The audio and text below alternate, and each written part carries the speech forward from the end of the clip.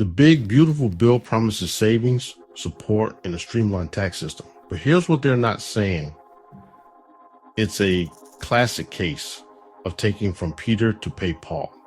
And depending on where you fall in the income bracket, you could be footing the bill for someone else's refund.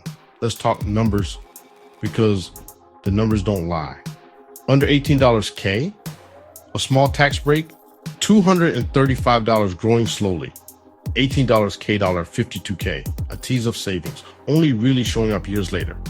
$53 K dollar, 95K. Boom.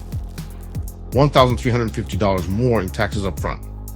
$96 K dollar, 178K. You're paying nearly $4,000 extra in the first wave. Here's the twist.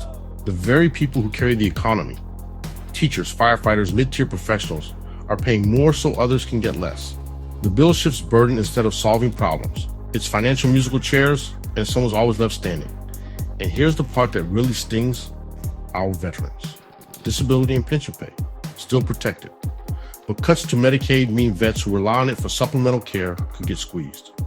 New work requirements for food aid hit low-income vets hard, including those battling physical and psychological scars. Sure, there's a $6,000 deduction for seniors, but it doesn't replace lost services. Imagine serving your country, then returning to watch benefits quietly dry up. It's not just taking from Peter to pay Paul. It's taking from Peter, then blaming him when Paul can't make ends meet either. Let's talk goodies, because every bill needs sweeteners.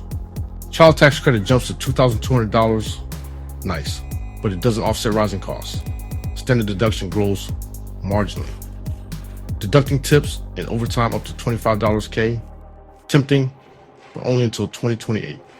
Auto loan interest and charity gifts get new write-offs, but with caveats. These benefits may look generous, but they're fleeting, like giving you an umbrella while quietly removing the roof.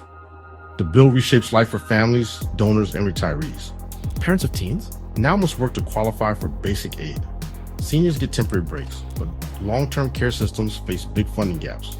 Nonprofit donors get more flexibility, but with less financial room to give. Meanwhile, organizations like yours, helping homeless vets or vulnerable families, are caught between rising need and shrinking support. The bill takes from services while expecting communities to fill the void. It's fiscal triage and everyone's bleeding. And here's the kicker. Deficit. Economy, 4.6% GDP in 30 years. Safety nets, quietly thin, reshaped, or gone. This bill doesn't solve, it shifts. It's not reform, it's rearrangement. And someone always pays more than they expected. Trump's big, beautiful bill tells you you're getting help. But unless you read between the lines, you'll miss the trade-off. Peter pays so Paul doesn't drown. And some of us, we're Peter, Paul, and everyone in between. Subscribe for the real talk, no spin. And drop your story in the comments, especially if you're a veteran, a donor, or just tired of playing tax roulette.